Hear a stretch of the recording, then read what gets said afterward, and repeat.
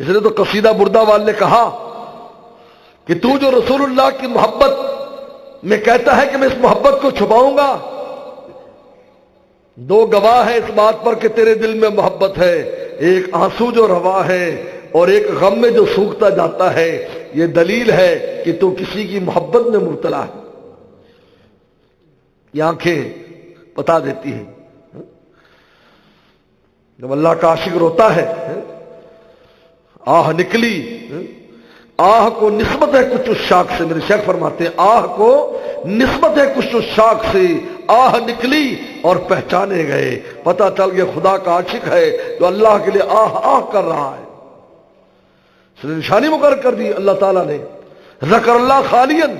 کہیں کونے خدرے میں بیٹھ کر مولا کو یاد کر رہا ہے محبت سے، ففاضت عیناہ، ان کی آنکھوں سے آنسو روان ہو گئے، حکم ہو جاتا ہے دیکھو